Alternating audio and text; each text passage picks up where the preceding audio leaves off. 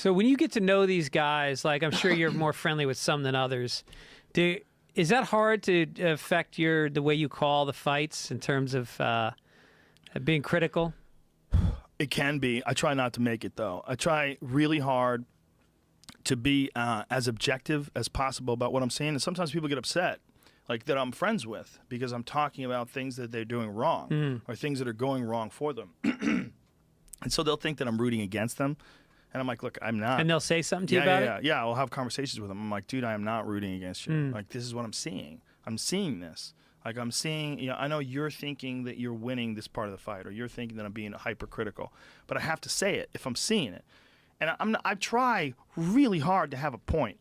Like, I'm not a critical person. I'm like mocking someone for no reason, or they're talking in a negative way about their technique for no reason. It's only because it's not happening, and I want everybody to know what's going wrong. You're pointing out the momentum of the fight. And also I want to know what's going on that's wrong.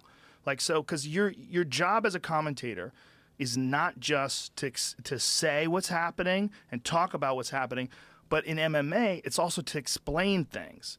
Like, I have to explain certain things like that are critical in a fight. Like say if someone gets kicked in the leg really hard a few times, you see him start to limp on it. I have to point out that I see him limping. Now, this is going to be a huge issue if he tries to shoot in or if he wants to move away. It's going to hinder his mobility. It's very important. So then the people at home, now they go, okay, well, that makes sense. Oh, yeah, look, that guy is limping. Oh, shit, he got hit in that same spot again. Now he's on the ground again. Oh, my God, he can't get up. Like, I see it now. So you know patterns. You're a storyteller. Yes. You're also... You're talking about a mathematical problem, essentially. A problem that's being duked out. Like, there's literally like a force problem. It's like this versus this. And you're trying to get there faster. You're trying to hit harder in the better positions. So like the geometry of the human body, you're trying to accelerate towards the vulnerable areas and do it better. So what are the best ways to do that? And then there's a science and art behind doing it in the best way. And it's my job to explain that science and art to the best I can live in motion while it's all happening. I can't be biased. I try very hard to not be, because it's really important that I point out both sides. And sometimes people accuse you of it, and I swear to God, if you do feel that I'm doing it, it is absolutely not intentional. I try very hard to try to be as balanced and unbiased as I can while explaining exactly what I see playing out. Even with my friends. Like, I'll see my friend getting fucked up. And I'm like, he can't drop that right hand. He's dropping that right hand, the guy's stepping to the right, and he's going to catch him. And then, boom, when they catch him, I'm like, fuck. Like, you see it happening sometimes before they can see it. Does that ever affect how close you let yourself get to a fighter? No, I respect them all very deeply, and I'm really good friends with a lot of them, and I want the best for all of them. And that sounds contradictory. It sounds like impossible. Like, someone will think, like, if they fight that person and they hate that person and you like that person but you like them, like you're a traitor or something, or like, why? How can you talk to that person? How can you talk to him? He's my mortal enemy. But look, man, I hate the fact that you guys are enemies. I don't know how much of it's real, how much of it you're doing for press, but I'm not happy with it. But I like the guy. He's a good guy. Like, I can be friends with somebody that you're not friends with. Like, if you have some guy that you don't like, you would have to have a good reason. Like somebody fucked you over. It couldn't be like a competitive reason, like two guys who fought and they're bitter about it. You know what I mean?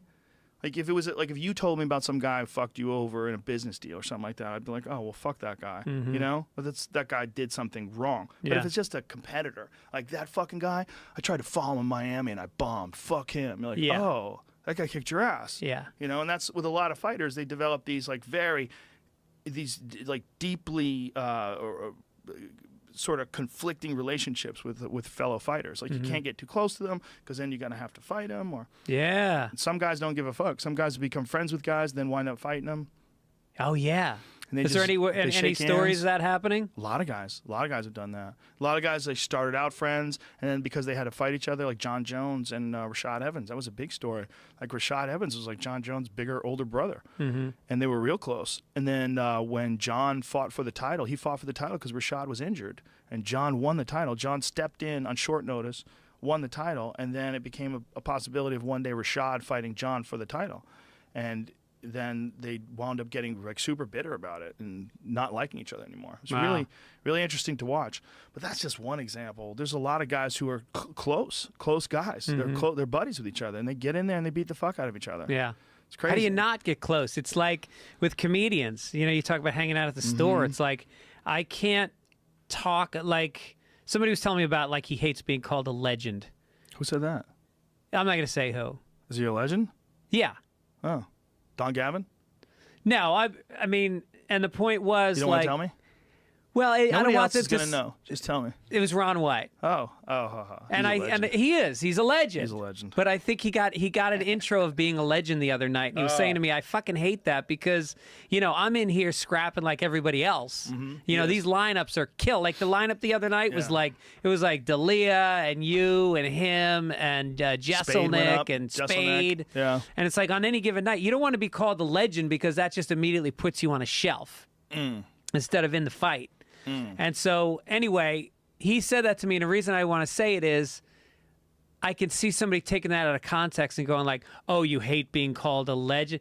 But it's Right, like I've been called that by young comics. And it's like, don't call me a fucking legend because, first of all, I didn't earn it. And second of all, like, I'm still playing the game. I'm still on the roster here. Yeah, you So, have to be. But I was just thinking, like, you can't have that conversation with somebody who's not doing what we do. Because it would almost sound like you're full of yourself. And the same thing with fighters. There's probably things that they can only talk to each other about that they could never talk to straight people about because they just haven't been there. Oh, for sure. So how do you not get close to other fighters that you might have to fight one day? Especially when there's a lot of guys in the same weight in the same camp, which is very beneficial. Because if you get a bunch of like really good guys, like Team Alpha Male is a perfect example of that. There's all these guys that are around the 135 to 155 pound weight class. Bunch of like really elite guys, and 125 even. But a lot of elite guys in the lower weight classes. And they all train together, but they never fight each other. Yeah. But then they had a big falling out because T.J. Dillashaw won the title, and then he left Team Alpha Male and went to Denver, and now they don't like each other. Like there's so much camaraderie and teams, and like there's this weird sort of tribal bond that goes with teams. The teams that compete against other teams. They're like gangs. In a lot of ways. But they're not criminals. They're just a bunch of dudes that are bonded together, and women too. A lot of fucking serious hardcore women in the sport now. Like there's like Amanda Nunes, the world champion. She's the first openly gay MMA fighter. Who's a champion, rather. First openly gay MMA champion.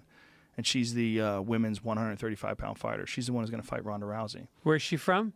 She's from Brazil, but she lives in Florida. She trains at American Top Team. It's like the big camp. It's like there's a few big camps all throughout the world, but when it comes to like elite level MMA fighters, like who's got the biggest amount of them, it's between Jackson's in Albuquerque, New Mexico, and Miami, American Top Team. They just have so many fucking elite fighters.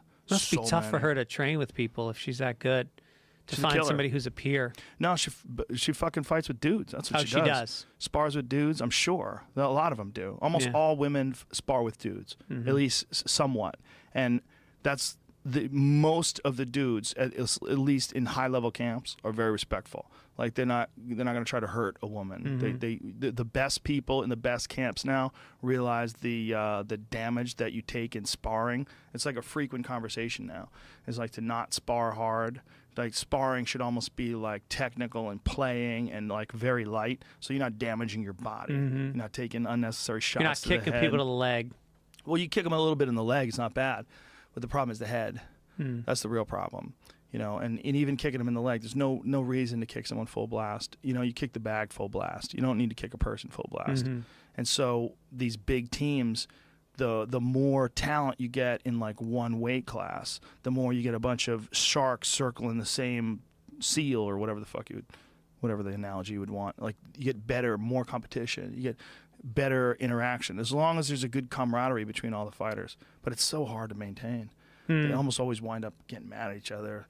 Somebody fucking hit somebody after practice, and there's always some thing where they're gonna have to fight some days. They talk shit to each other, and Well, also, I mean, I'm sure you know a lot more about this than I do, but the people that will be drawn to a sport like this might be contentious people. They might be people that have pretty good size egos and are maybe confrontational and so those people aren't going to necessarily always interact that well with others. Quite a few of them, for sure. But you'd be amazed. It's one of the more fascinating things about MMA. You'd be amazed at how many college-educated, very reasonable, rational people just view it as the ultimate extreme challenge, whether it be, you know, riding a fucking snowboard off the top of a mountain, you get dropped off in a helicopter, and you go down the side of a cliff.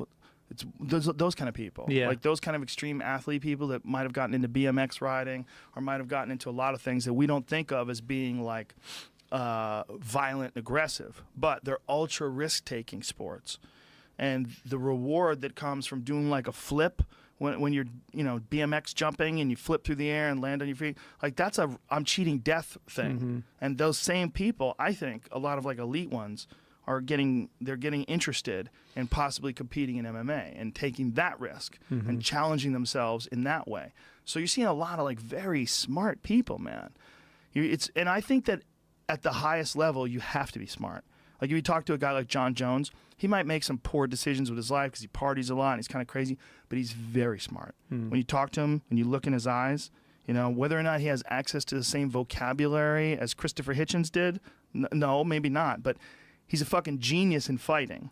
He knows how to figure people out. He knows how to fight under pressure as good as anybody alive. And when you talk to him, he's very engaging. He's not in any way stupid. He's a very smart guy. He has his interests and his focus. And if his focus and his interests were in intellectual pursuits, if that was really what stimulated him and made him want to to follow through on something like that, I'm sure he'd be really good in that too. Yeah. I would think it's really easy for people to sort of discredit someone in someone's intellectual capacity just because they're a fighter. I wasn't talking about intellect. I was just talking about in terms of alpha status, that it is hard to put a bunch of alpha people near each other without a little bit of, banging elbows. Yes, but my point is that less than you would think it would be. Much more camaraderie and much more social, like very reasonable interaction, gentleman interaction than you would imagine. Yeah. There's much more of that. Yeah. But the problem is a guy like Conor McGregor comes along and he talks mad shit and he lights the world on fire. And everybody wants to talk shit now. And I get it. I mean, it sells pay-per-view. It's good for the sport. It's they fun make to more watch. money if they talk shit, right? Dude, they just released this thing on someone did it on how much Conor McGregor, he sold more pay-per-views in a year than the entire roster combined. Wow. You compare all the other fights of like, I forget how it was done, but Brendan Schaub sent it to me. Did he send it to you, Jamie? No, but I saw it. I'll try to find it. And what kind of money are we There it talking is. about? I got it right here. I don't know what he gets paid. I don't know how much he gets per pay-per-view. But look at this. The entire roster drew 3.3 to 3.2 million in 2014. Conor McGregor drew double that on his own in 12 months. While GSP holds the record for the most pay-per-view buys in total, because he had a lot of pay-per-views more than Conor. Conor holds basically every other pay-per-view record. McGregor has drawn an insane 6.85 million buys in just 15 months. Holy shit. Wow. He drew twice as many buys in 1 year than the entire UFC roster in 2014. Just his fights. So where's what's he making? Well, that's a good question. Like he was saying recently that he wouldn't fight unless it's actually Nate Diaz was saying that he wouldn't fight, rather, who was his opponent in the last, not this last fight, which was Eddie Alvarez, but the fight before that. There was a rematch with Nate. Nate beat him in the first fight, and then it was a real close fight in the second fight, and Conor won a decision. And Nate's saying that he won't fight unless he gets $20 million. And a lot of people say, well, that's too much. He's not going to get paid that. I don't know how much. Like, how much money is there? Like, let's look at it this way. What do you mean, $20 million in purse or Yes. in endorsements or in? Well, it's all going to be purse. But and pay-per-view is separate than purse. Right. Well, no. Pay-per-view is based on purse. Or Okay. purse is based on pay-per-view. Oh, rather. yeah, okay. Like, you get points, or you get a piece of the action, or you can get a guarantee, right? So if it's going to be a guarantee, like say if that's what he said, and obviously I'm not a mathematician, we know this, right? So if he said $20 million, that's what he wants to fight for. If pay-per-view is what, $60? How much does it cost? Let's say it's 60. And let's say they sell 1 million pay-per-views, which is an excellent number. That's $60 million, right? Yep. Okay, so $60 million, he wants a third of that right off the top. And then you would got to think, well, if he's going to fight Conor, Conor's going to take a third of that too, right? At least he's not going to take less than Nate. Conor. What's that? You mean Nate. Oh yeah. Nate, Oh, I'm and sorry, he's going to fight Conor. Yep. So if he's going to fight Conor, Conor's going to take probably even more than that, right? So it's 20 and what, 25? So there's less for the UFC than those two guys. Well, that's how it is in boxing. That's how it is in like if you look at like the purses for like a lot of boxing matches, the way they have it described is like the big guys like Floyd Mayweather get a lion's share of the purse, and then everybody else gets less, including the promoters. Like they And don't then you get as got much ticket as Floyd. sales, which is probably just a couple million. The ticket sales are probably pretty substantial, For- depending on where it is. If it's 205, it was 17.7 million. So there you go, 17.7 million in Madison Square Garden, right? And then what about that giant Vegas place, that the T-Mobile Arena in Vegas? That's a lot more people. When that sells out, what is Wait, that? you're saying 17 million for one fight? For one night. In ticket sales? Madison Square Garden. Holy shit. Yeah. So Then there's- you got merchandise. right, but that's theirs, right? Because it's about the UFC. It's not about the fighter. Yeah. Like I don't think. I mean, maybe if the fighter's selling, if they're selling Conor McGregor merchandise, that's a different story. Yeah, then they should definitely get a giant chunk of that. I don't know how much they get. And then this isn't including sponsorships. Well, there's no sponsors, right? The UFC has some sponsors in the Octagon. I mean, they have some movie sponsors and stuff, but as for the fighters, there's really no sponsors that they carry into the Octagon with them. The only sponsor is Reebok. And some people have a deal with Monster Energy drink. Again, Yeah, I see guys putting hats on after they win. not always in the UFC, most Okay. likely in Bellator, or unless they have a Monster Energy drink deal, which the UFC also has a deal with. But it's real weird. For the longest time, they did. They had it all over their shorts. They would wear whatever they want. They would wear T-shirts coming into the Octagon based on. But then they signed this deal with Reebok, and a lot of people are upset about it. They have to wear Reebok stuff now. Okay.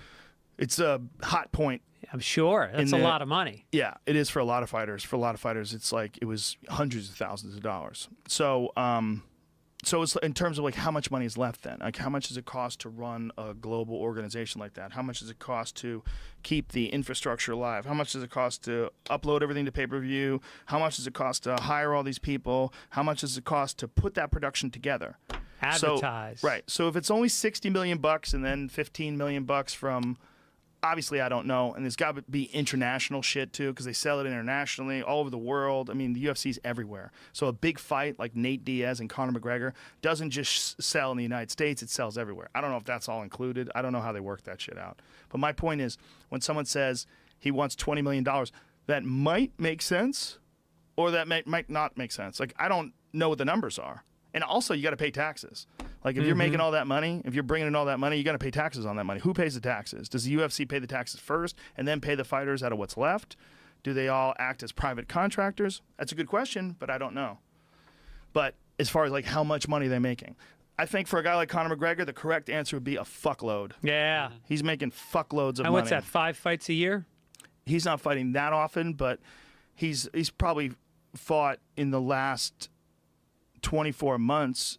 How many times has he fought in the last 24 months? He went on a crazy run, beat Aldo.